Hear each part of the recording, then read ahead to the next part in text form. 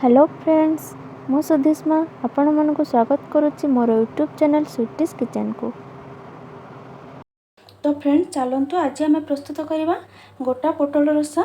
गोटा पोटल रसा मुझे पोटल नहीं देखु पोटल को मुझे काटी देछि पूरा काटबेनी एमती काटी देछि आ गोटे आलू नहीं आलूर मु चोपा छोड़ी काटी देछि पियाज नहीं मु गोटे एठी ताको भी छोट छोट कर काटी देछि एटा अदा रसुण पेस्ट नहीं गोटे टमाटो नहीं टिके जीरा नहीं फुटिया पई ये हळदी गुंड ये गरम मसला ये लंका गुंड आउ ये जीरा गुंड आ तेल आ लुण। प्रथमे आमे कड़ाई रे टिके तेल नहीं आमे आलू आ पोटल को छाणीदेबा। देखंतु ताको टिके छाणीदेबा एमती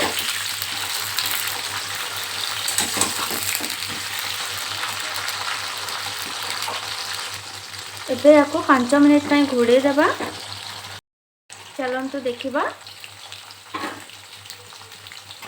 देखंतु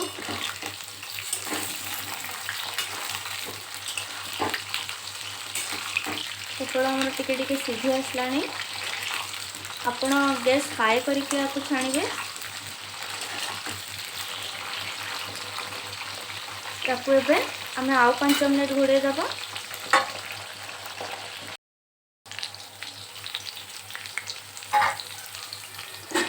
देखंतु आलू आमर हो गलानी आम आलू को काढ़ीदेबा।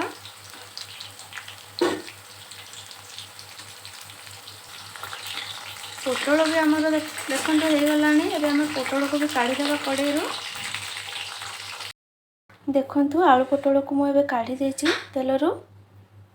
एबे आमे कड़ाई रे टिके तेल नहीं सेते गोटे चम्मच जीरा दे देबा।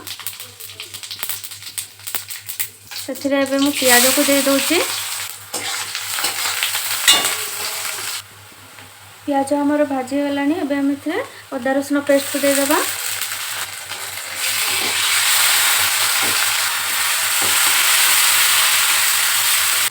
एबे हम इथे काढ़ी के रखिथिबा मसला गुंड हळदी गुंड लंका गुंड को दे देबा।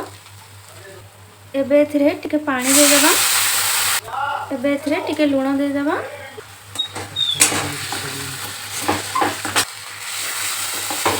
एबे हम इथे टमाटो को दे देबा।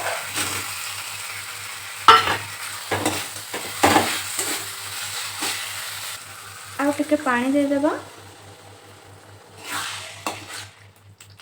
एबे हम याको छाड़ी देबा टमाटो सिझिबा पई।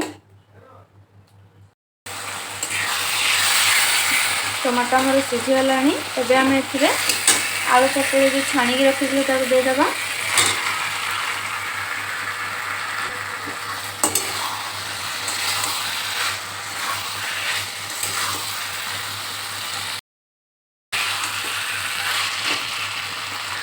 एबे इथे आ टिके पानी दे देबा। याको आपण माने भात सहित भी खाई परिबे रोटी सहित भी खाई परिबे।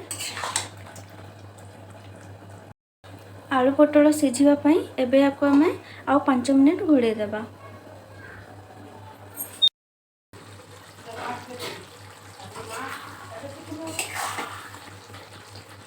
देखंतु आलू भी सिझी जाइछि पोटल भी सिझी जाइछि।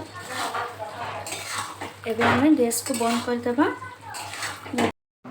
जदि आपंक मो रेसिपी सब भल लगुच ताहले निश्चय मो चैनल को लाइक शेयर और सब्सक्राइब करेंगे।